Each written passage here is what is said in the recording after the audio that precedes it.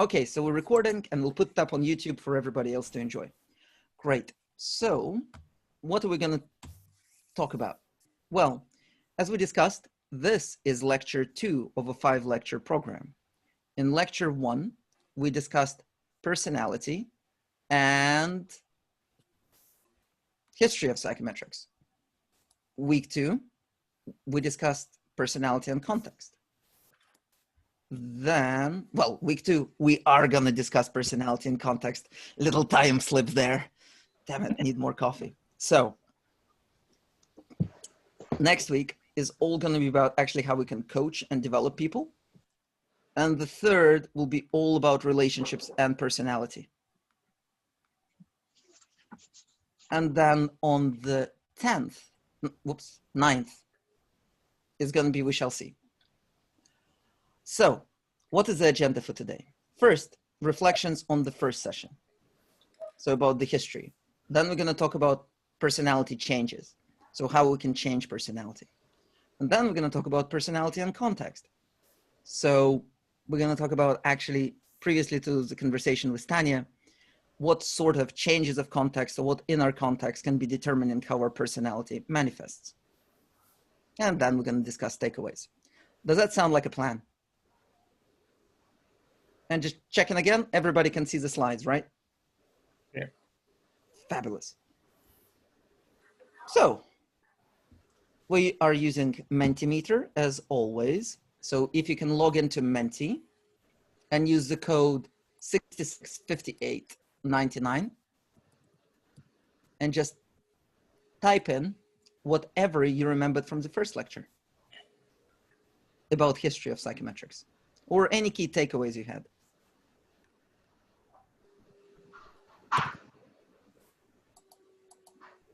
Two Catels. Wow, the retest on this. That's the key thing people remember. There's 2 Catels. I know, right? Not one. There's Raymond and the other Cattell. One in Cambridge, one in US. 2 Cattels, damn it. And another one I missed it. Okay, so next time we run this course, I will just talk about the biographies of 2 Cattels because that's the key thing which stood out.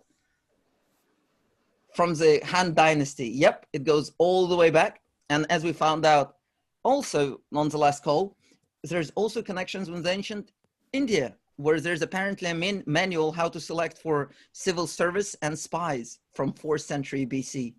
I still need to get my hands on it. It has been around for a long time. Yeah, we're trying to identify what makes each other different and why we don't like particular people and like others. Yeah, oh, my theory on fixed mindset. Oh, ego needs love too. Yin and yang, yep, that's one way to factor in the 2 factors of personality. Hey, somebody remembered psychedelics. That is a bit of a trip. Psycho and logical, yep, one of the few jokes in psychology which are actually funny. Marriage is psychological, one is a psycho, the other one's logical. Big 2 references, yin and yang, brilliant. That's fantastic to get all these takeaways. Would anybody like to unmute themselves and just share with us what did you think of the first lecture or key reflections before we go to the next slide?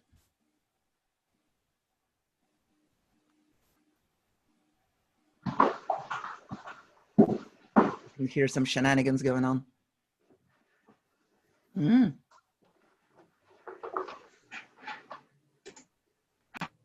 Excellent. So, well, that's enough of reflecting then. And 2 Cattels definitely stood out. So, just as a quick recap, there's 3 layers to personality. Well, according to me, it's not a fact. It's a working theory, as they call it. Trait, what you like. Behavior, what you do. And maladaptive response. One sec. Just a little bit of technical difficulties. Just have a few people in the waiting room. Stop share. Admit. Share screen. Screen to share. Okay, can everybody see the slides again? Yeah. Fabulous. So you have the 3 levels: trait, behavior, and maladaptive response. Plus there's also other factors like how other people see you. How many factors are there of personality? 3. 5. Great. Some people say it's 6, so it might add. But the go-in theory, as far as I'm concerned, it's 5. Can anybody remember which ones are those?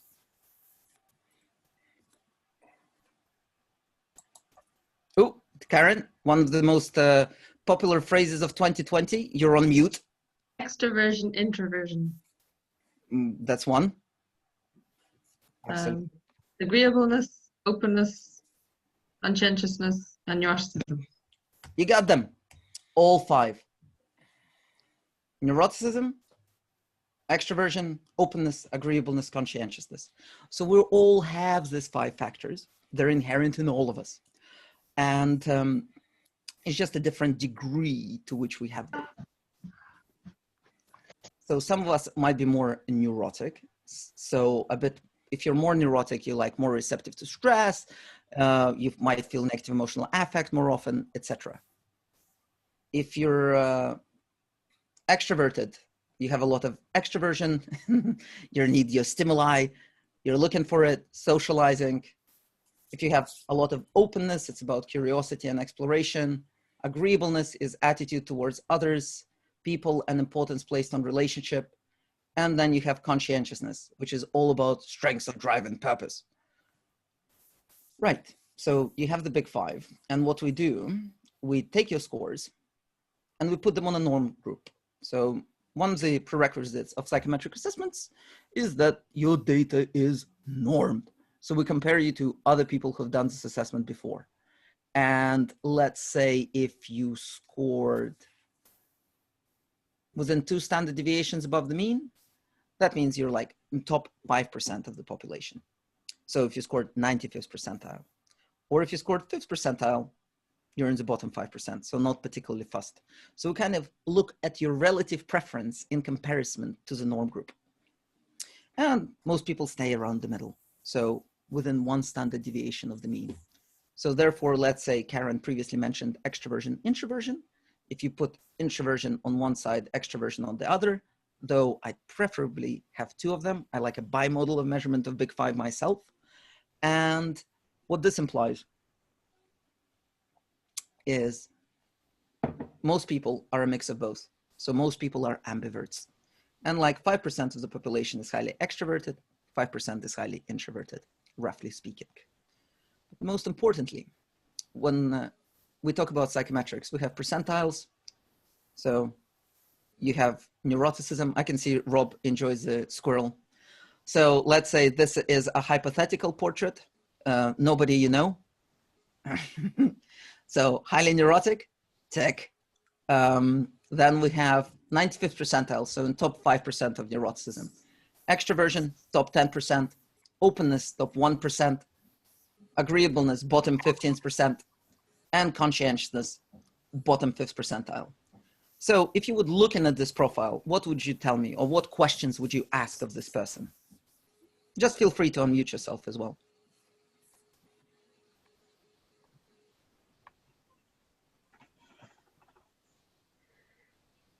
Very extreme. Yeah. In what way? Well, everything's either in the very, very top or the very, very bottom. Seems to be no kind of middle, no norm. No norm. Yeah, quite extreme preferences. Yeah, Per, what's up? Yeah, I'm just thinking, would you even get in a word with this person? Damn it, you didn't give me a chance to interrupt you. Spoke too quickly. Yeah, of that high extroversion and low agreeableness. Anything else?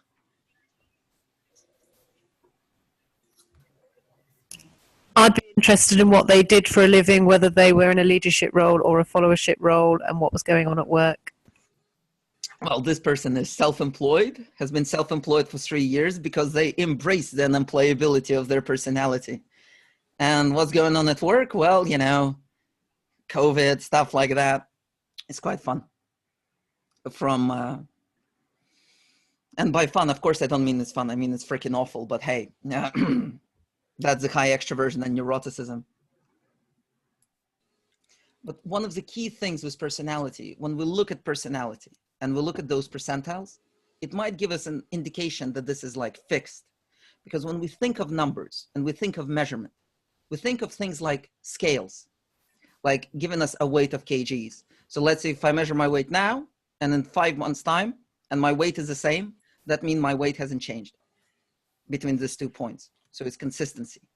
But the issue with personality, it's not, the numbers are not that fixed, because what we're measuring here and what psychometrics mean is measurements of psychological constructs, psychometrics. So what we're starting to measure is not something that's concrete. It's not something that has a tangible weight. It's something quite ephemeral. I mean, it's psychological, right? But we're trying to measure it as best as it can. So sadly, we cannot do psychometrics like this. It's not like putting your head on a pair of scales. You know, it might have been easier if it was like this, but it isn't. So whenever you see your personality profile and you see those percentiles, please don't think of them as fixed weight items or centimeters or what have you. What we're measuring is actually probably more like this. Something squishy, something stretchy. And it's not as fixed as a weight item. Thank you, somebody likes this plushie.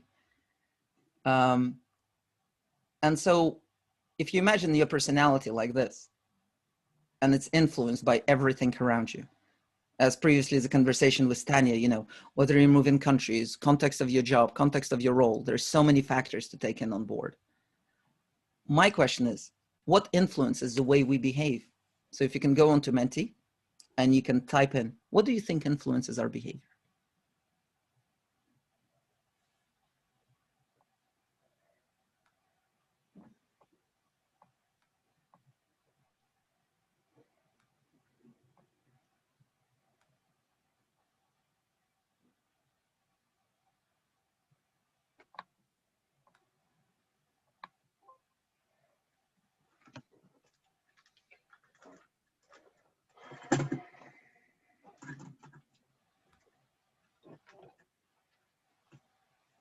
Okay, we're getting a few answers.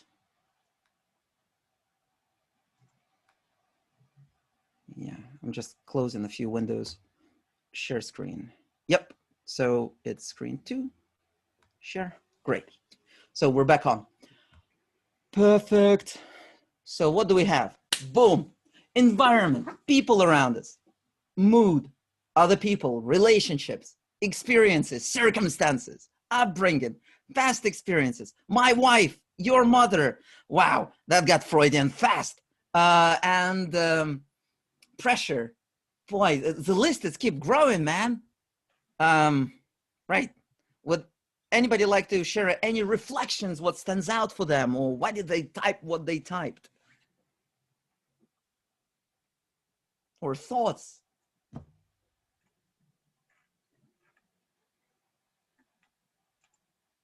We didn't actually say personality, did we? I know, right? Maybe somewhere deep down. Drugs. I mean, people mentioned drugs before personality. It's probably in line with their personality. A bit more about genetics. Yeah. Childhood experiences. But thank you for that, Kate. Any other thoughts or reflections? Yo, Rob, are you raising your hand or you're rubbing hands together because it's such rich data and you just get excited by it?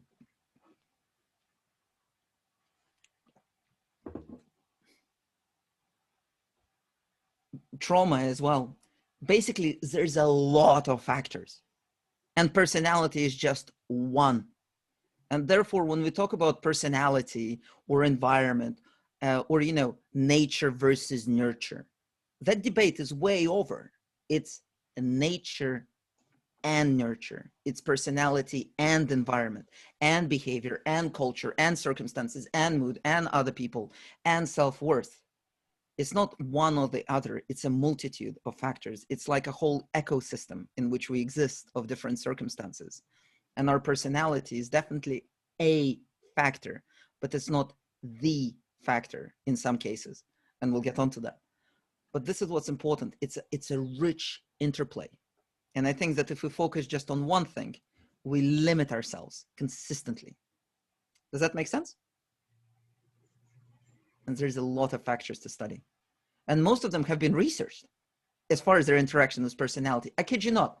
If you take this and you look for each one of them with the word Big Five in Google Scholar, you'll find an article that will look at personality and trauma, past experiences, about your upbringing, hunger levels, genetics, drugs, levels of stress. All of this have been researched. And this is one of the key reasons we're using Big Five, because I'm not saying that by using Big Five, I disregard other models. No, there's other good models of personality assessments which have their purposes. It's just with the Big Five, because it's a model which is used by researchers and academics throughout the world to do research. The last time I checked in, if you type in Big Five in Google Scholar, Big Five personality, you get 2.5 million hits. So there's 2.5 million peer-reviewed articles and books which have been published with research on the Big Five. That's a hell of a lot of data and hell of a lot of research. But anyways, we're digressing and I'm starting to bang on about the Big Five as I do. So first and foremost, DNA. Where do we start? So DNA is one of the factors that definitely affects our personality, because a lot of our personality is hereditary. And it varies in level of hereditary, such as I think extroversion is pretty high up. Conscientious is a bit more circumstantial. But you can look into it, and actually different parts of your personality have different genetics. So some are more determined by your biology than others. And now again, with genetics, another cute thing is that people often say, you know, it's written in your genes. But actually, over 80% of your genes, latest research, are not even blooming activated in your life. Like you're working on only 20% of genetic activation. Because between genetics and manifestation, there's this beautiful level called phenotype. And phenotype is basically what's activated in your genes. So you might have a lot of DNA which is not activated by your environment. And you might have some traits that are activated. And then the question is, are they nurtured or discouraged by your environment? So just because you have it in your genes doesn't matter, it's actually going to manifest. Because it's an interaction between your nature and your nurture. So that's quite key. And another key thing, let's say, we can now detect Big Five in like your brain structure, which is also important. Let's say last year they found that people high on openness have more denser connections of neurons in their corpus callosum. So what connects their big two hemispheres.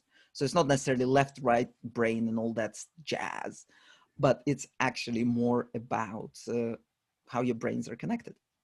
So if you're interested in biology and genetics, it's definitely a way to go, and you can research it. And they find like some fascinating things, like alleles are basically like genetic neighborhoods.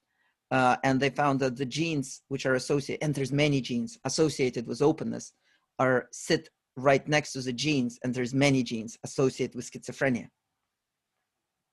Ta-da! That's quite interesting. And we don't really know what to do about it, because all of this research, be it neuroscience or genetics, is still very much in its infancy. It's not so long ago we actually mapped on the human genome. And the fact is that these things are progressing and developing is fascinating. And with all home testing kits, I can't wait till you get a home testing kit for your personality. And hey, maybe in the future when you went for a job, you just need to provide a DNA sample and they'll go, too neurotic for this role. But then again, we'll be getting very close back to eugenics, which we mentioned in the last lecture for my liking. Anyways, that's the DNA, which is also quite important.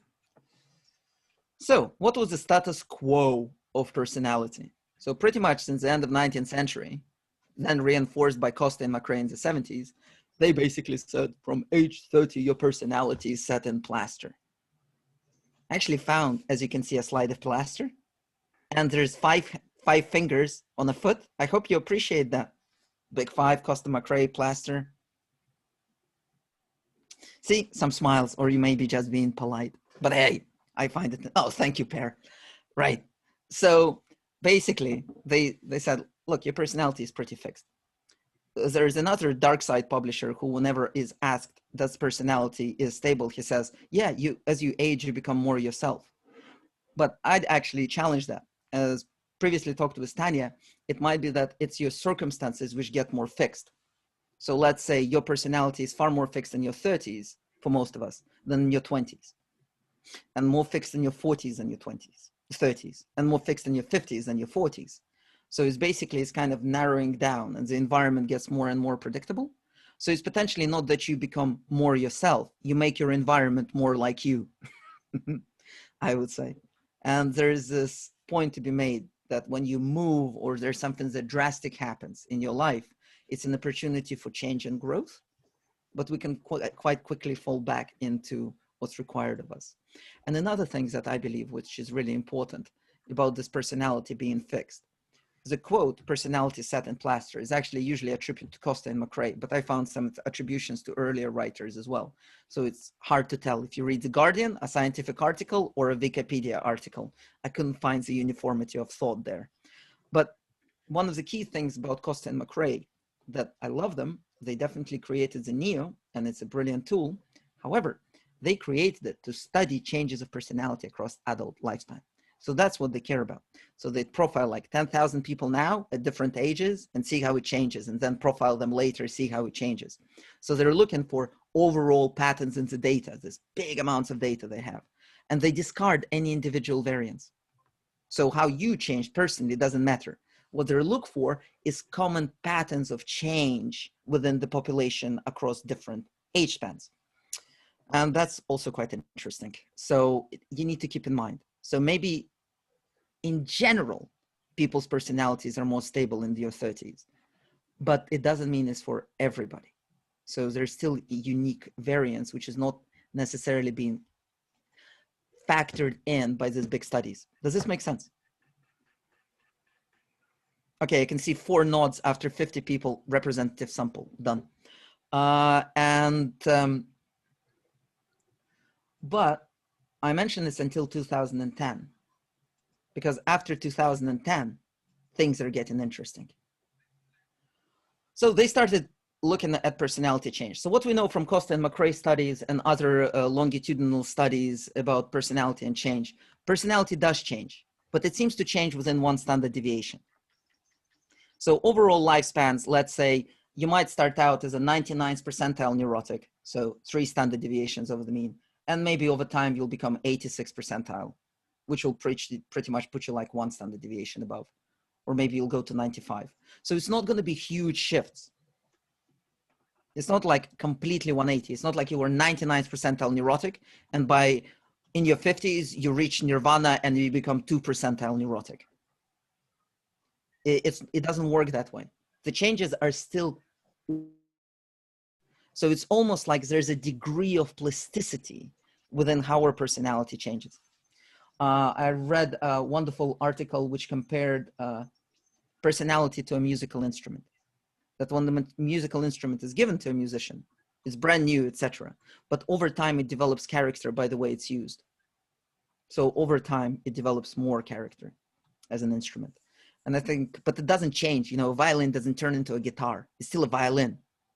And therefore, your personality is like that. It might get withered. It might get a bit changed. How it manifests in your behavior might be different.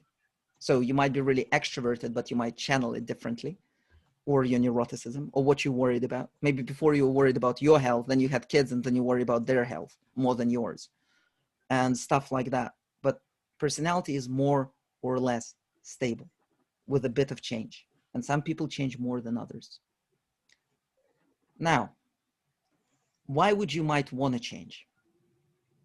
So let's have a profile. Somebody who is low neuroticism, high extroversion, average openness, and high conscientiousness. If I had to allocate a power source to them, I'd say it's solar. Because low neuroticism, so even when it's cloudy, they're still putting out energy. High extroversion, you know, quite a bit of energy, average openness, and high conscientiousness. So nice and stable. Now, if you compare it, just tweak a little few things, increase neuroticism, high extroversion, high openness, lower conscientiousness. To me, this is like a nuclear reactor. And nuclear reactors put out a lot of energy, but they need to have the right conditions. The water coming in, etc., steam coming out, all of that good stuff. And now, if some of these conditions are wrong, what starts to happen? The output grows. And then, well, I know it's not what happens with nuclear reactors, but look, this is just for the sake of it, all right? So those of you more pragmatic go, that's not how a nuclear power station melts down. And yes, I know, I was born right after Chernobyl. I still, so I can relate. So we might want to make a few changes in our personality. So what things have been working? So for example, if you want to reduce your neuroticism and increase your extroversion, therapy seems to work. Who knew therapy reduces your negative emotional affect and increases your positive emotional affect?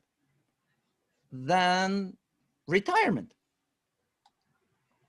increases openness and agreeableness. But also what's really interesting, as with Tucker, by the way, if you want the bibliography, just let me know by LinkedIn and I'll send it to you. I couldn't shove it into Mentimeter because there's too many references. But what's really interesting, what Tucker showed and Drop, is that actually the relationship to which your personality is impacted by events or interventions is actually mediated by your genes to begin with. So some people are more influenced by their environment and what happens to them, and some people less, and that's also your genetics. So when we looked at that beautiful graph with all the factors which affect your personality, they're all interlinked, man. We need to remember that in psychology, we rarely find a correlation of 0. And that tells us something, because it's all linked, it's all related somehow. Nothing exists in a vacuum. And therefore, like, genetics plays an interesting part here. Yes, Emily, I noticed you have your hand up. Hi, sorry, I'm trying to keep my mute off because I'm in a busy place, but I was just wondering what your observations or thoughts and feelings are around things like midlife crises. You've sort of implied that, we get more stable as we get older, possibly because of the environment. How does that connect with the idea that you're more likely to experience a midlife crisis, or is that just a name that we give to a breakdown that becomes specific to age rather than a generalized breakdown, do you think? It's an interesting question. I'm just curious to put this to all the wonderful participants on the call. What are your thoughts on midlife crisis?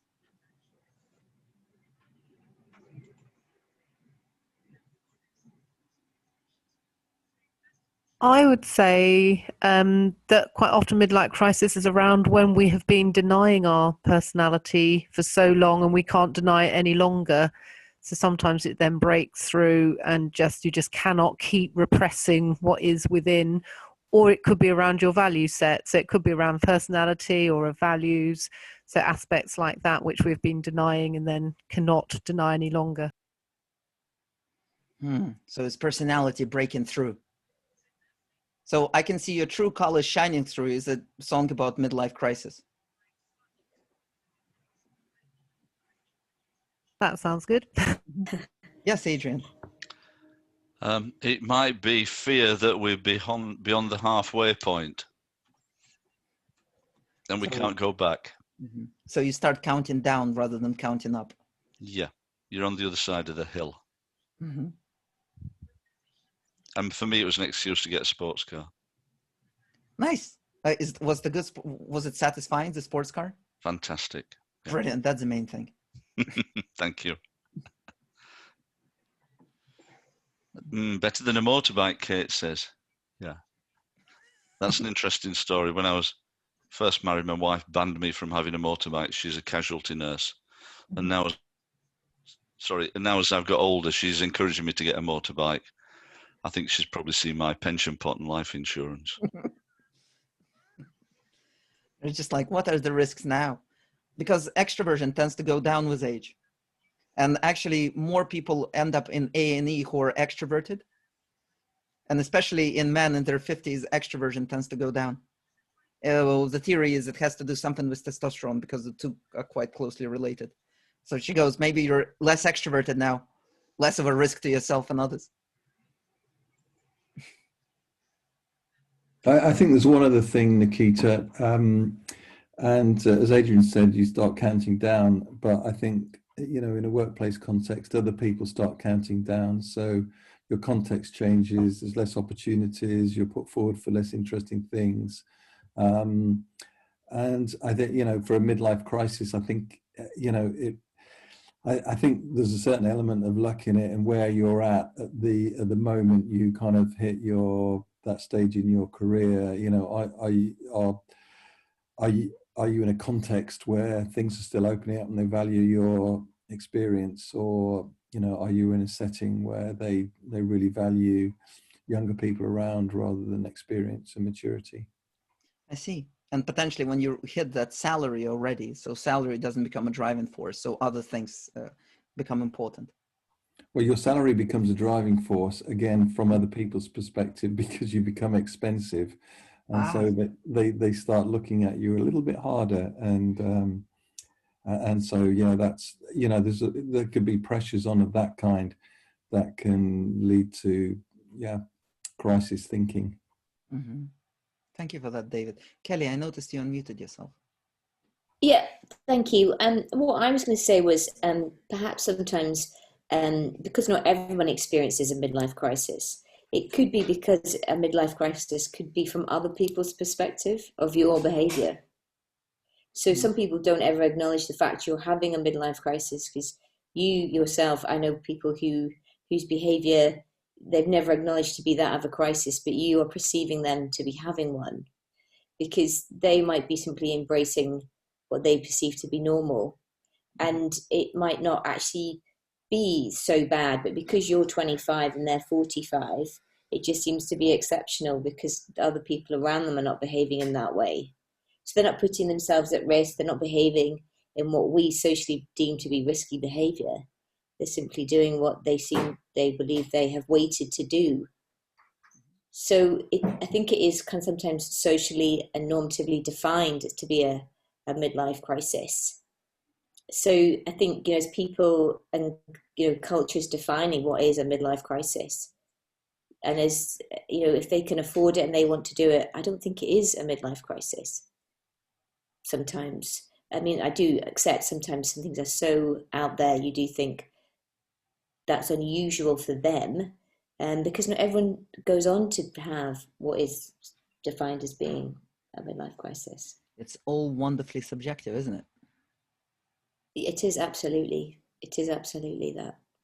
And just because you're 55 or 65 and you choose to do something that you might have been almost asked permission to do, I don't necessarily think that's a bad thing. I just feel badly that they feel that they have to have it described as being that. So it's something that you always wanted to do. You finally allowed yourself, and people go, you're having a crisis. And you're like, no, I'm doing what I enjoy. I got that sports car, finally. Yeah, so I just think, well, what's the problem? If you were 25, the worry would be that where's the money coming from? I just think it's a very interesting thing because people perceive it to be a crisis around whether your personality has changed, or you know, as the lady, I'm sorry I didn't catch your name at the beginning, about it's a, you know, an acceptance of having waited. It is maybe perhaps understanding who you finally are as an individual, because I think sometimes people's personalities have developed and changed because of what they've learned through their life. As people quite rightly identified at the beginning, it's a whole range of different things to the context in which that person's living that they feel able to do that. There's a whole combination of things coming together. Mm-hmm. I mean, I just think I think it's really interesting. I remember when I did my business psychology masters, it was one of the things that we debated, and because there's a whole range of different cultures and ages coming together, we talked about it for a really long time about what was defined as being a midlife crisis, and we couldn't agree as to what it was. So it's just an interesting thing. Excellent. So I hope I have one. Or you just do something fun and buy a sports car you always wanted. Yeah, well, I already know what it's going to be, so I've told my children. Excellent. Yeah. Any other reflections about midlife crises? Oh, Phil. I was just going to endorse exactly what Kelly mentioned there, I think sometimes I want to stress I'm too young for the midlife crisis, so I'm not speaking from experience here. Speaking for a friend, right? Exactly that, exactly that. But I do feel it may be, I wondered what the link was to, or how sufficient the link was to personality change. And actually, do we just see that somebody makes an extravagance, whether it be a purchasing decision or an action or a behavioral change instantly, that we then attribute to personality when it becomes a label? Yes. Rather than a change in personality. Right. So the thing is, I was looking quite a bit into life events and personality change across age span. And it really depends study by study, because everybody has quite a unique journey. And some people are more affected by particular life events, some people less. Some people were suppressing their personality, and then midlife crisis, they say, well, I'm going to die anyway, so why not just be myself? And, you know, who cares? And in some cases, midlife crisis can be because, you know, kids have left home and you actually don't particularly enjoy your marriage because your marriage was there to raise the kids, and now the kids have left. You lost the sense of identity as a caregiver, and you don't particularly love the relationship you're finding at home. And it can be so many individual reasons, especially like the society's judgment as well. Some people might even be more like susceptible. Oh, I'm not going to do this because it's going to be perceived as a midlife crisis. I'm not going to be a cliche. So there's so many different facets here. And this is why it's so hard to research this on big samples, because it's about individual journeys and we're all affected slightly differently. So yeah, fun and games. But we did touch upon the point, like people managing themselves at work. And one of my favorite questions in a coaching session or feedback is this question: what do you consciously manage about your personality at work? Or if you're now independent or working in the business school and sitting alone in the room wearing a face mask, not wearing a face mask right now, Phil, come on. Basically, what have you managed about your personality at work? So if you can go into Menti, 66, 58, 99, and type it in.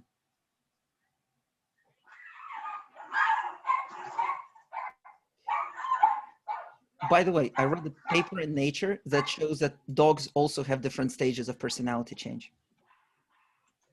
So they like have a change between 0 and 2 years, 2 to 4 years, and 5 years and over. Weird. Well, maybe it was the researchers projecting onto doggies. Anyways,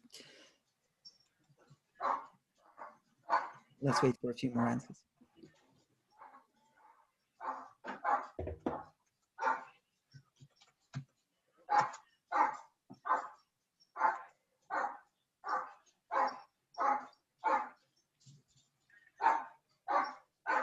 Yes, definitely high extroversion, slightly high neuroticism, and high openness.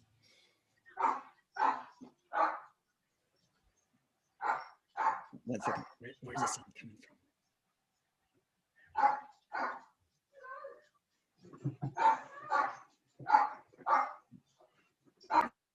Yeah, done. Right, so we're having a few answers.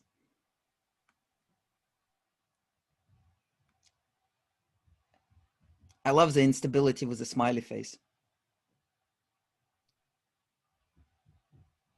React less emotionally, appearance to others, agreeableness.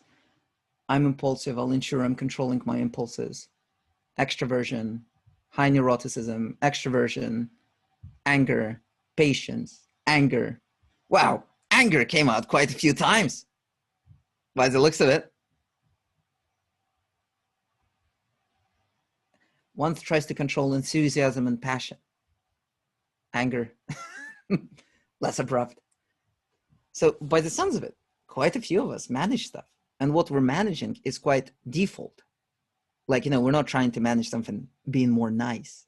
We're trying to manage anger, something that's quite visceral, passion, extroversion.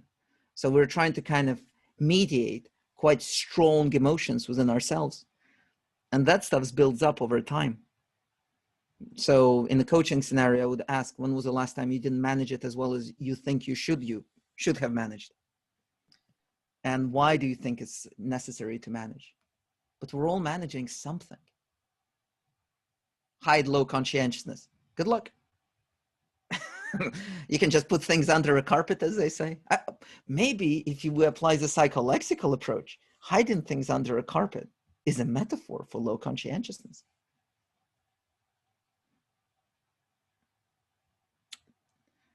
So what are your reflections when you look at this?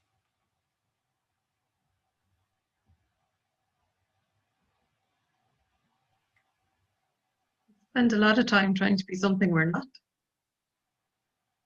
Mm-hmm. And I was also thinking that there's a lot of depressed anger out there. Yep, definitely is. Work might not be as satisfying as maybe our employers think it is. Yeah, we can get onto the topic of employee engagement surveys. Like, I'm happy with how my manager handled COVID situation. Strongly agree. And it's like, have you ever heard of loaded questions? To be honest, I'm more surprised by how many had put extroversion. Mm-hmm. Yeah, I know. Often people say, people manage their introversion. As well. What surprises you about this, Momo, by the way? Yeah, extroversion, because I put down extroversion as well. I thought I was a lonely case, but actually it seemed that lots of people share the same fear, because I work in a very corporate environment. And you do have to manage sometimes how extroverted you are and how excitable you can be as well. Yeah. Can I offer something on that? Because I've been working with a lot of students this fall, and a lot of them tone down their extroversion in their everyday. And it's because you also feel more exposed when you turn on your extroversion. And if you're not feeling that you're mastering your surroundings, then you tune it down to not be so exposed. Yeah, we found out something new about Pear. A, you're working with students, and B, you like 9-inch nails. Since 1993. Excellent. So anybody else kind of manages their extroversion?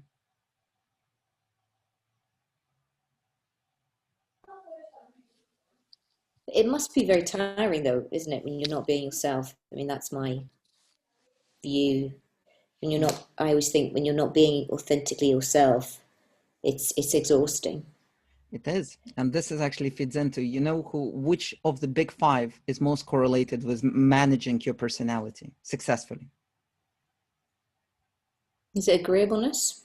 Close. Conscientiousness. Bingo, Momo. Why did you say it's conscientiousness?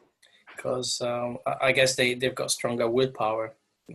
Exactly. It's like I always say to high conscientious clients, I have good news and bad news. Good news, you can do stuff you don't like so you can get it over the line. Bad news, you can do stuff you don't like for extended periods of time.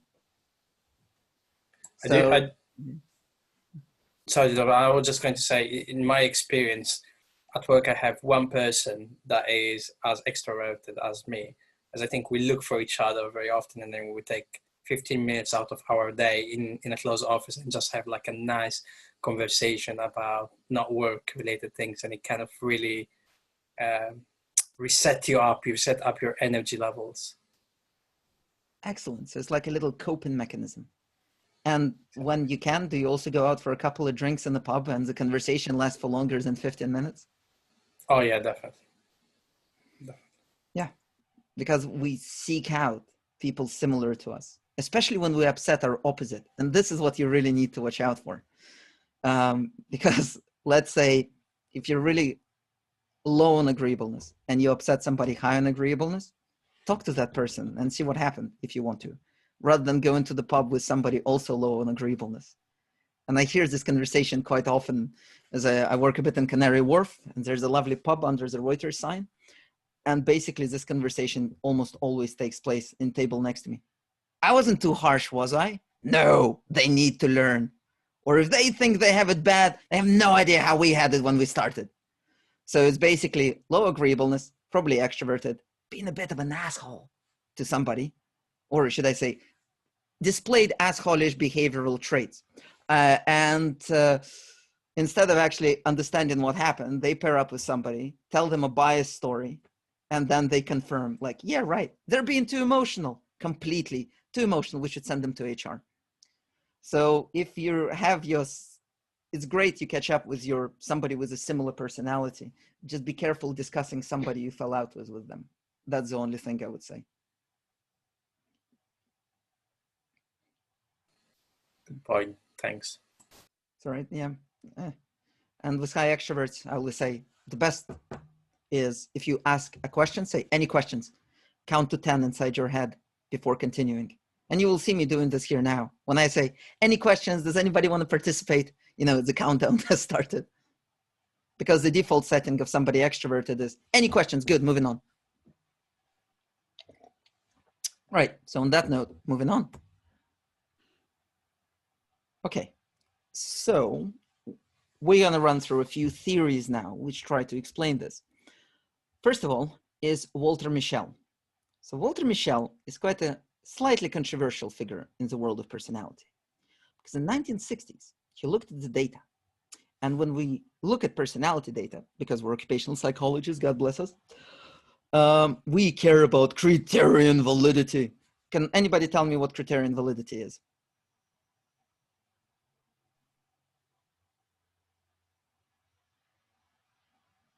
Come on. Oh, is there something appeared in chat?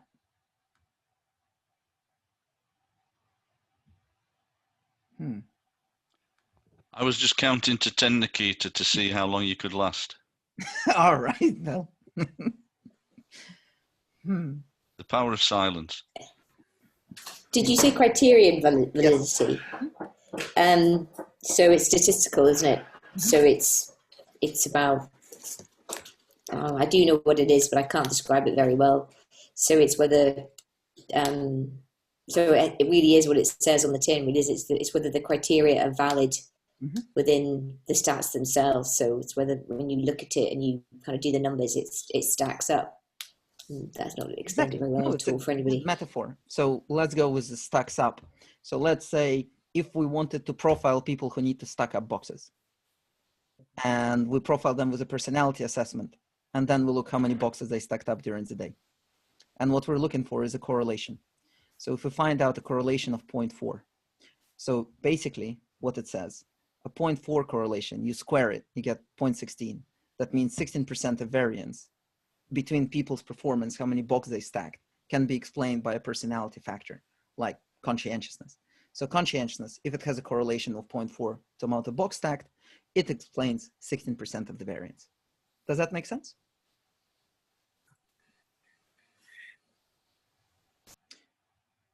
And therefore, 84% remains unexplained.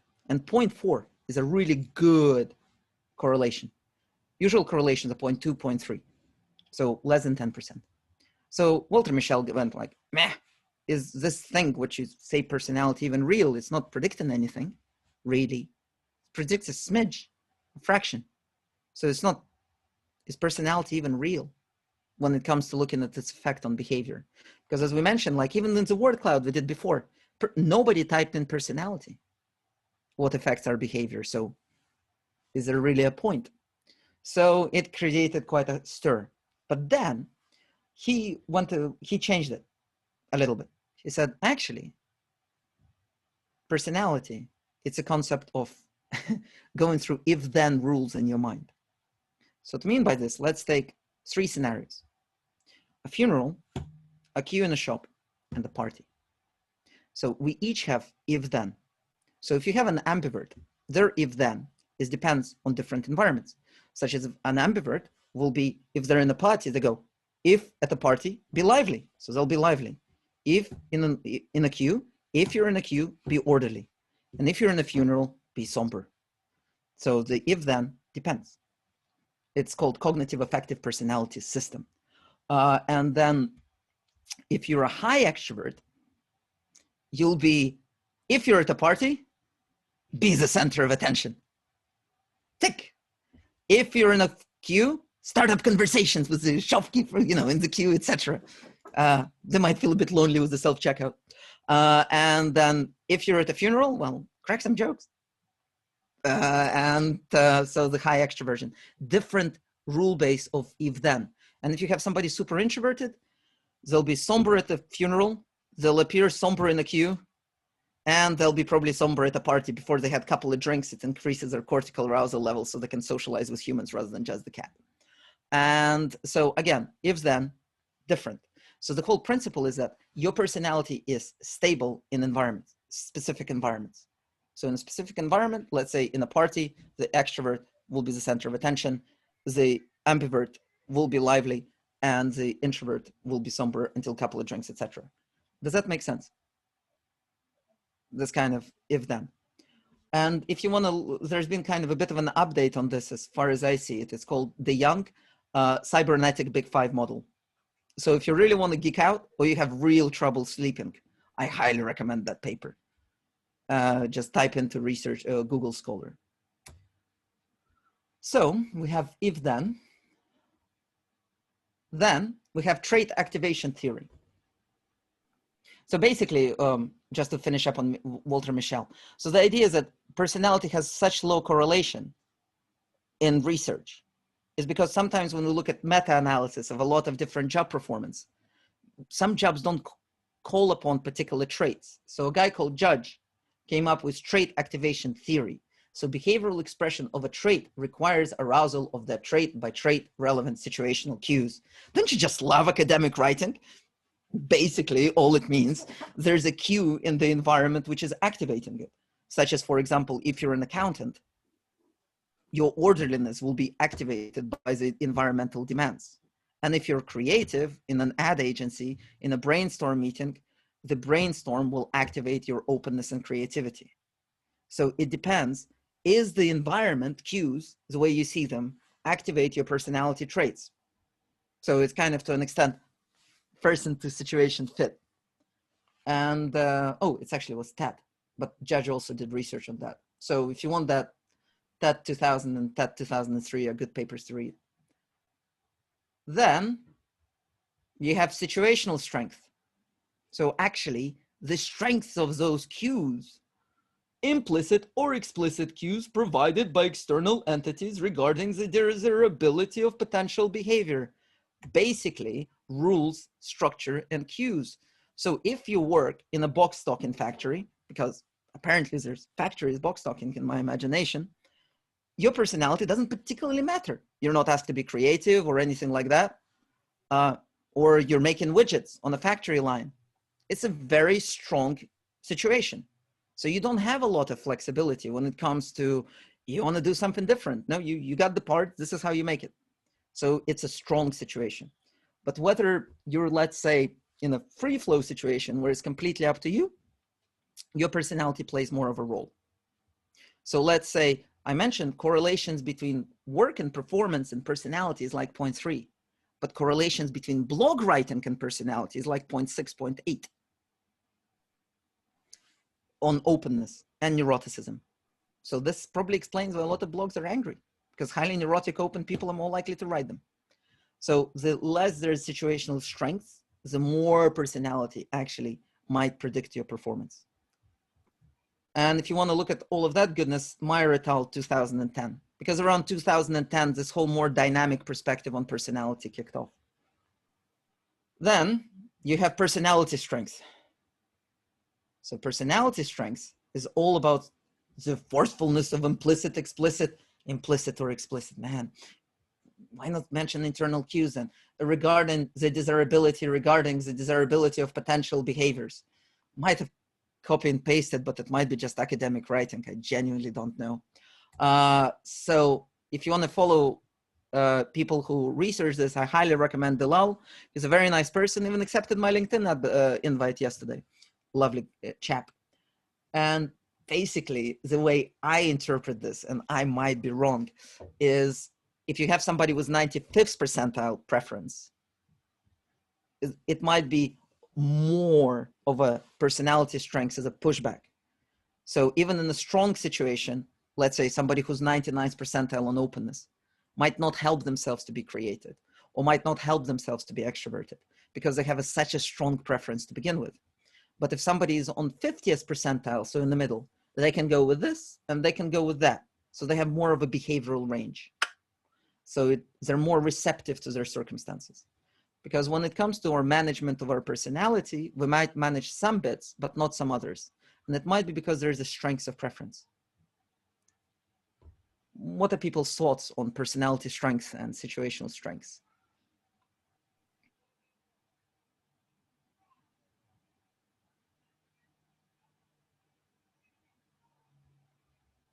Adrian, you're on mute.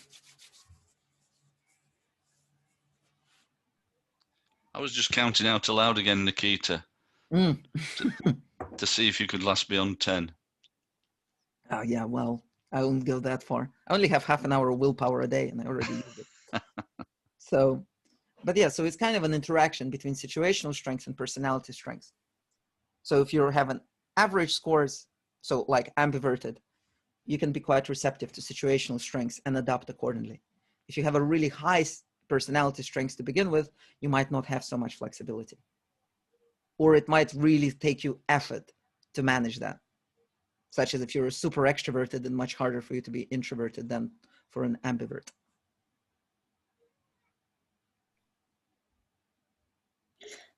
I think that's what we were just discussing there, weren't we, about the workplace, about almost responding to your environment.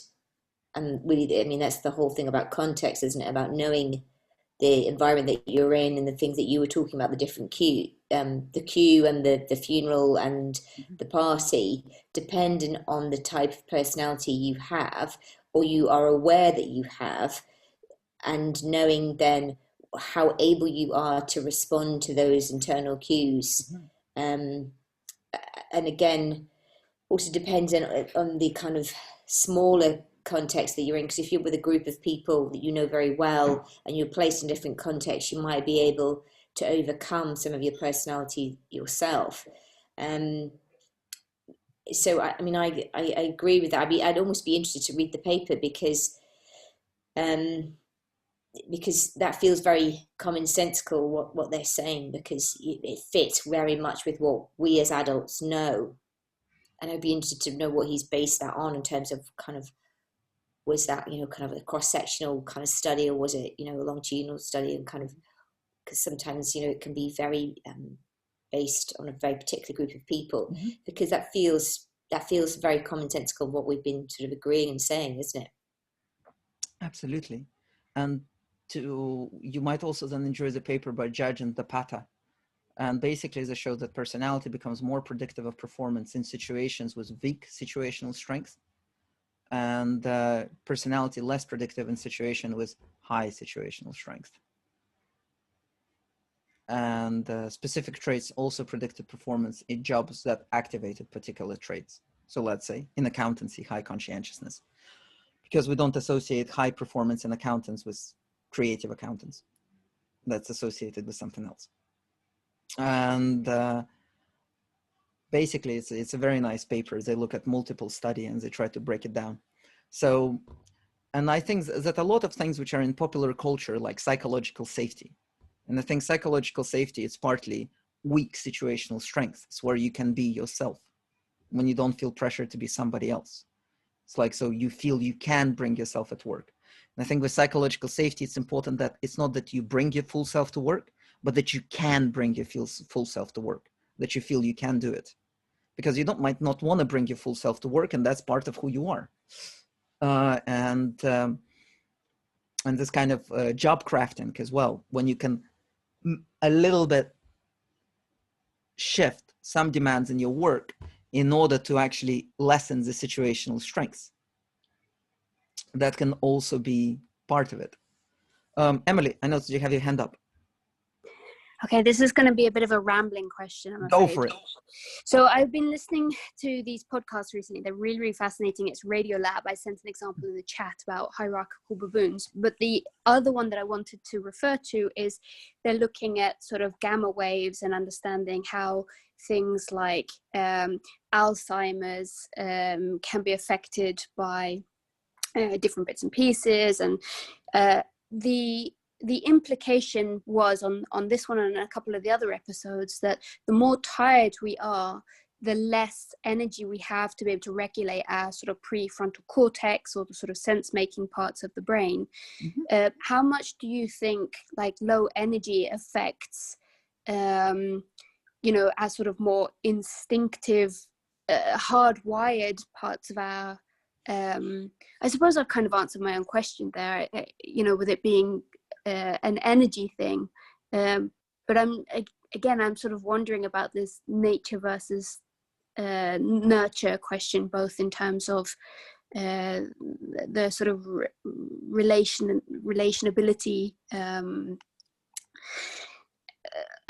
I'm stumbling. I apologize, but I was just sort of wondering how things like Alzheimer's, how things like personality disorders, how things like brain damage, you know, these have potentially sometimes a quite a big impact on personality as well. And, you know, how much we know about how much of this is sort of hardwired and how much of it is as you say, plasticity. That's a very good question. I mean, we don't know. That's the key, because even with like neuroscience or brain damage or what have you, it's just such early days in research. We're getting indications. But when it comes to energy levels, absolutely it's important. But then it depends on your dynamic. Let's say if you're naturally quite a tough person, you know what's right. But every day you suppress it and you play nice. And then in the evening, somebody says something and you just lose it. It's because you repressed all the stuff throughout the days that comes out as pressure. So that person is completely like blown away. It's like, what the hell, man? Your reaction to this is way over what I'd expect, over the stimuli. And then it's basically, you just basically unload it onto somebody. And then you start to associate that every time you actually say what you think, it hurts other people's feelings, because you only see the maladaptive manifestation of this behavioral trait. And it's kind of, you don't see what's actually useful. So when it comes to personality management, when I have a client like this, I would always say, you know, well, not always, but I would say, like, is there anybody from your colleagues you trust who does this really well without upsetting others? Might be worth having a chat. And, or can you do this a bit earlier? Because it builds up over time. Or let's say people who suppress their creativity, when they don't have control over this, it might spike again. Because sometimes I feel like if you really naturally have a preference towards something, pushing it down is like pushing on a spring. So you can coil it down, but you need to apply pressure to keep it down. But the moment you don't have any energy, it recoils and it jumps up. It's like flip back to type in MBTI terminology, because personality takes energy to manage. And I think we can all manage our personality. But to me, my key questions, if my client is managing their personality, why do they do it? Is it for a reward or avoiding of threat? And is this short-term interest or long-term interest? And if they're managing it at work, do they get it at home? If they're managing it at home, do they get it at work? Because let's say, to me, going back to the first lecture, we really don't know what personality is. It's a study of a phenomenon of individual differences. Call it personality, temperament, EQ, etc. It's all the same thing by different name, different angle. But what exactly we're studying, we don't know. And let's say, if we'll say personality is innate to an extent, and if you play towards your personality preferences, is this part of fate? Don't know. But it's definitely worth for us to explore and keep talking about it. Does that answer your question? Or was that a rumble in response to a rumble? It was a fantastic ramble. Like I said, I'm just trying to figure out things like Alzheimer's. I know it's a very sensitive topic, but it really fascinates me because it seems to affect a very similar part of the brain. And I have a friend who works with flooring, and she said, you know, you even have to be aware of how it can affect like color tints and you know, you get like a yellowy tint. And so I just wondered if we were seeing, especially as we're talking a little bit about aging and so on and so forth, if we see sort of, you said we become more docile as we get older, we become a lot more tempered, a lot more sort of relaxed. I just wondered if we were starting to be able to map out even illnesses and you know, really understand, you know, why is it that certain neurons seem to be affected that are connected to sense making and personality, and the cost of having to regulate such a energy draining part in our brain just seems to sort of have so many vulnerabilities and potential falters. Exactly. And when you hit middle age, they go, I'm done with that. I'm not mediating anymore. And people go, oh, you're having a crisis. It's like, no, this is the real me. As far as disorders, it's a very interesting one, because personality disorders, one of the key books in diagnosis of personality disorders is DSM, Diagnostic Statistical Manual for Personality Disorders. And in all previous ones, it was categorical mode of personality disorder diagnosis. So you have some symptoms, so you have a disorder. If you don't have the symptoms, you don't have a disorder. By the way, in order to be diagnosed with a disorder, it also needs to affect you negatively, sociable, your work, and your general well-being. So another factor to consider. But basically in DSM-5, they proposed a dimensional model of personality disorders. Now, dimensional proposes that personality disorders to an extent arise from extreme combinations of maladaptive personality traits. So, and they use a maladaptive version of the Big Five for that. So, and they can kind of map on personality disorders. Now, what's really interesting, if personality can change and we can work on it, what's the impact then on personality disorders? Does this imply that actually we can work on personality disorders by working on our personality? When it comes, so there's a great lecture, and I'll send it afterwards post it on LinkedIn. It's by one of the authors, because the beautiful thing about YouTube, you can literally type in dimensional personality disorders Big Five and you'll get a lecture, because that's the modern day of life. And it's really interesting. And as far as Alzheimer's and stuff like this, actually I read some papers, and when it comes to neurodegenerative conditions, one of the first signs in people is personality change, which is interesting in itself. So it's a really exciting way, because right now we have all this research on the Big Five, and because of dimensional approach, now we're going into personality disorders, because Big Five is a place where occupational, clinical, now educational as well to an extent, all these different psychologies are using a same model. And that is just freaking insane by psychological standards. And this is what makes the research so multifaceted and fascinating. And if you're really interested in the Big Five and you like Audible, I highly recommend the book, Why You Are, Who You Are by Leary. It's 21 half-hour lectures on everything Big Five. It's by great courses, like personality disorder, genetics, stability. It's absolutely brilliant. By far my favorite resource. If you're already on Audible, worth one credit. If you're not on Audible, the first book is free. So get it if you're interested. But thank you so much, Emily, for that question and raising that. Because yeah, what does this personality dynamics not only mean for work performance, but things like personality disorders? But just one word of caution. Clinical psychologists use personality much lightly than occupational. Because in occupational, we can give people a job, not give them a job based on their personality results after, of course, a thorough criterion validity study. Otherwise, you're being naughty. And but in clinical psychology, they use it far more as a touch point. My mentor, Wendy, was a clinical who did occupational. And she basically said, Nikita, you just basically need to know that we treat it in clinical much lightly as part of a diagnosis. So this way they still use Rorschach, widespread. That's why they use as a personality test. It's really much down to the professional judgment of a clinician of how much weight they give to the interpretation of the psychometric, just as a little caveat. That's super interesting, Nikita, because sorry if I can just make one more point. I also found an interesting case recently of a guy who was suffering with, what's it called when you have fits? Epilepsy? Epilepsy, and they removed a part of his brain, and it made him a much more impulsive person. And the question was, in terms of law, how much somebody should be held accountable for crimes that they commit, for example, when their personality is redacted due to brain trauma or due to brain changes. Yeah, I'd highly recommend the book called Brain on Fire. It's basically a person who had a few mental health conditions and then reconstructed a big part of their life from police reports, medical reports, and interviews with other people, because he couldn't remember quite a bit of it. And but yeah, it's a very interesting thing if your personality is edited by something else. Or what about if it's a drug side effect? Because it's antidepressants or change your neurochemistry. That has an impact. And it was epilepsy. If you cut the corpus callosum, what does that do to your openness? Or, for example, if you take psychedelic drugs, your openness increases by one standard distribution, potentially permanently. And they also did placebo studies. So before I thought, well, if you take drugs, man, it's like you never thought you could take drugs. Now you take drugs, it makes you rethink who you are. but actually apparently psychedelics do increase it.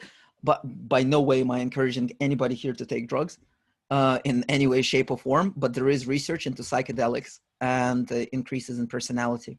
It's actually really recent, because psychedelics are now even approved by FDA, the Federal Drugs Administration, some of them, think MDMA, for treatment of treatment-resistant depression and PTSD. So if you're interested in this, type in psychedelics, and it's used as part of therapy. It's absolutely fascinating stuff. Actually, quite a lot of this has been done in London. So this research on personality change and drug use is actually really recent. So it's quite interesting.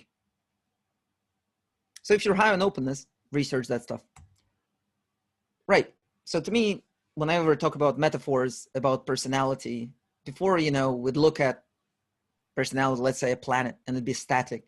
But looking at personality in a dynamic way allows us to see all the beautiful interactions, the little swirling and little storms and all of this. So therefore, we're not reinventing the wheel. We're still looking at personality.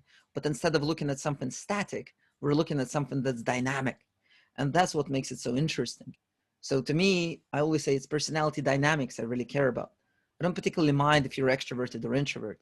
If you're an introvert trying to be extroverted, or if you're highly extroverted and you really need to be an introvert every day, that's what interests me in the coaching scenario as well. It's like before, and one of the biggest changes for me was when you sit down with a client and the first things they say, well, you know, Nick, this is all well and good, but is my work self or my home self? Before I say, well, you know, reliability, validity, people don't care, weird. But now I just go, in what way? How is it different? And by the way, some people are more themselves at work rather than at home. That's another thing. And one needs to kind of explore that. And sometimes it might be because they're average personality, so 50th percentile, so it depends for them. So it doesn't mean they're repressing anything. It just, they're more adaptable. And by the way, if you're average, sometimes you also can see both sides of the story, such as a high openness and low openness. And they act like natural mediators, the common ground. So that's also quite fun. And, but sometimes it might be being somebody else. And to me, this kind of Jekyll and Hyde, like Jekyll and Hyde, you know, people might not read the book, not even seen a film. The moment you explain to them what it is, people can empathize with it. And I think it's almost like archetypical of personality management and change, and when you don't have energy. Voila. All right. So does this make sense?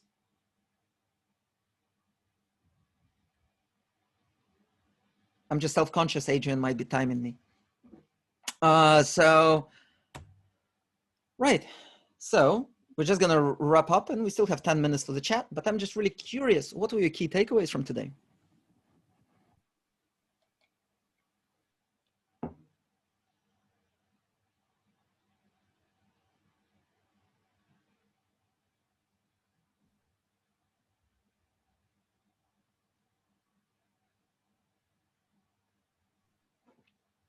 So if you can just type it into Menti.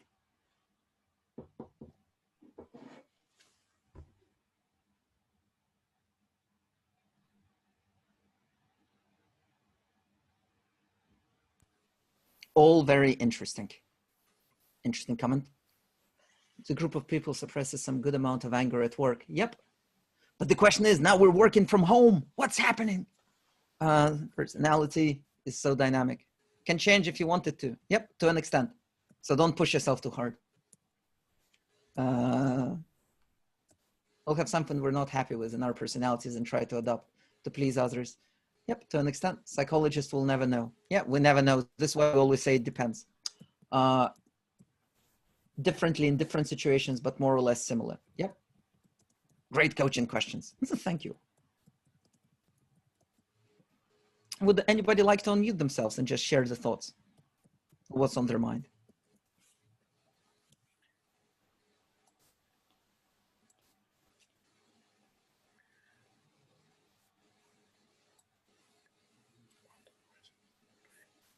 Somebody said I'm naturally more introverted at work. Well, I always say an introvert is an extrovert with good taste. So you're more selective of what you're extroverted about and who you're extroverted with.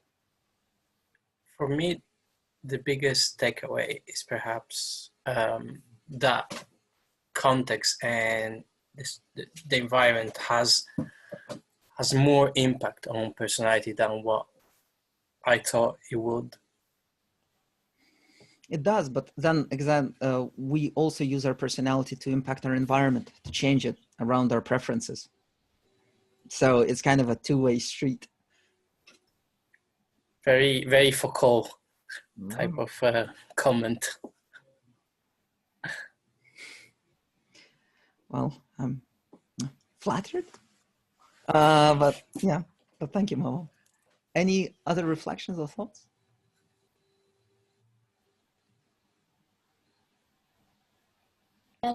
My reflection is that it's important never to make an assumption about a person because of their personality. I think you made a really good point about a personality assessment test. Just because you have a set of answers, I think when you're feeding back to an individual, it's important to stress that even though that personality assessment is clearly, and one would hope it's a valid one, that it's not to say that's how they are, or it doesn't give them permission to behave in that way. Mm-hmm. That it is something that they can take as a learning, and that it's not to say how they may behave forever and in the future. And it's a point of discussion, and therefore that people's personality and their behaviour is something that can be different in different circumstances, and that there's no right or wrong in personality, mm-hmm. and that and I think that's for me personally, that's a really important point to make in any discussion, and people are themselves. And as you made that point up, it is a very popular term at the moment, that psychological safety. But when you talk about personality at work, particularly now more than ever, it's really important that people feel that they can be themselves and say what it is that they feel they need to be. But it is about understanding where people are coming from and why, and all those factors. You can never get your arms around all of them, but if you can start to individually understand and have some reflective time, then that's also important. Yes, and this is especially for teams now. A friend of mine is doing a study in resilience in teams, and what she found out was correlated with resilience of teams, the amount of wash-ups they had. So not only to have a wash-up when the crisis or something went wrong, but to have regular wash-ups. And I think this is what's really important, to make time to reflect for teams, because they tend to be on to the next thing. Let's make more productive. People don't tend to reflect that much. And especially because, to an extent, I think because extroversion is correlated with appetite for leadership, you'll have more leadership extroverts, and extroverts are not known for their reflection. So actually making sure they have this reflection to think, to take stock, to see where they are, can be absolutely crucial. I think this is one of the values of coaching, is that it gives that room, that space to reflect for the busy individuals. And to me, for example, with personality tools, I've been using them for 10 years. And now I just start a conversation saying, how would you describe yourself? Before we ever open the questionnaire or the results. Because to me, it's interesting how they see themselves. I'm not going to tell them who they are, which I did for like 6 years of my career. But ask them, how do you see yourself? And then we compare it to how we look at the profile. So we're exploring this profile together rather than me telling them who they are. We're kind of co-explorers. And that's a whole different dynamic. Also, I think, sorry, I couldn't join earlier on, but what I understand what personality is and how it gets affected, someone talked about environment influencing our personality. I did my research about employee engagement and how ethnicity has an influence on it or not. And I think I found one of the factors that ethnicity also influences personality up to an extent. Obviously, it needs more research. However, sometimes, as you just very correctly said, it's how about we see ourselves. I think it gets influenced not only by the environment, but also from our culture, from our ethnicity, and a lot of other such belief and the value systems that we carry. Absolutely. And so what was the key points of the study? Like, what was the most curious thing you found? So my study, as I said, was more to do with how ethnicity influences employee engagement at workplace. And the biggest finding was, first of all, there was no at all relationship being researched whether ethnicity influences employee engagement or not. So the biggest the biggest finding of the research was that there is an influence of ethnicity, no matter how much we deny it or how much we ignore that factor. But ethnicity definitely has an influence on the way we engage at our workplace. And during that time, I found out that it also has an impact on personality. However, because personality was not one of the core areas of my research, so I couldn't go much deeper into it. However, it does play a role in shaping our personality. So that was one of the findings that that was out of my research. Fascinating. Yes, there's always this factors of culture and how we perceive culture. Because one of my favorite exercises to do is to illustrate that people see culture differently. So I'd ask, imagine this person, this culture is a person, and we do a quick assessment, like 5-6 questions. And I ask people to rate from 1 to 10. It's like, we make making decisions easily, culture of this team. And some people go 10, another person goes 2, and they go, what? Because people think that culture is such an objective term, but it's actually highly subjective, and it's informed by people's individuals and perspectives. It's so beautiful to illustrate this as well. But thank you so much for sharing your research as well. So, right, so next, and talking about coaching, talking about engagement and all that good stuff, next week, we'll be exploring personality and coaching and development. So as you could see me sneakily, low conscientiousness, put in that question into the Menti. What would you like to explore about personality and coaching?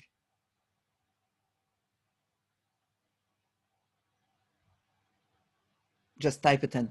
Anything in particular, so I can prep ahead of a session next week.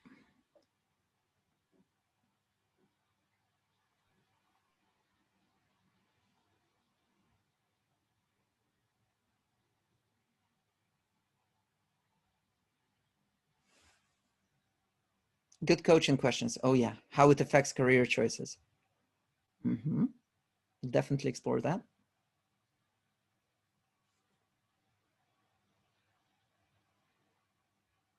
How to listen better as an extrovert with high openness. Do it when you have energy, as we previously mentioned. So maybe in the morning, if you have energy, schedule your meetings half an hour and make sure to play it back. Like, what I'm hearing you say is this, or am I hearing you correctly, to make sure you're on the same page. And when you're presenting and they're kind of a bit detached, just ask them, what are you hearing? Also helpful to make sure you're on the same page. Sorry, So I was going to say my Menti is not working, but if you had anything around solution-based coaching and personality, that would be great. Solution-based coaching. Yeah, well, we'll definitely explore that and see which ones. Maladaptive as well came up. Often place you into a box label into this. Yep, it's like dark side, whereas there's not particularly anything necessarily maladaptive about it. Motivation, the coaching to change. Light bulb needs to want to change, but we can definitely explore that. How to get people curious about it. How to reduce making a mess of your first session. Listen more, speak less. Usually works.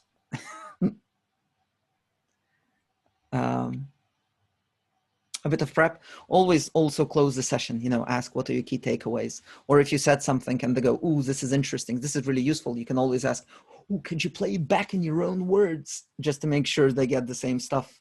And at the end of the session, key takeaways, just to make sure. And always be led by the client in a way that what they want to talk about, rather than what you want to talk about. So if you want to talk about neuroticism, let's talk about it.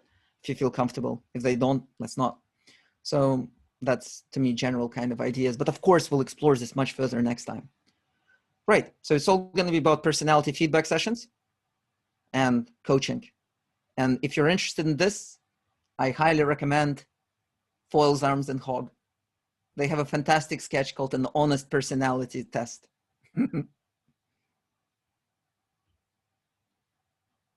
So, good people. Thank you so much, everybody who participated. And I'm just going to stop the recording and stop share. Stop recording. More. Stop recording. Done.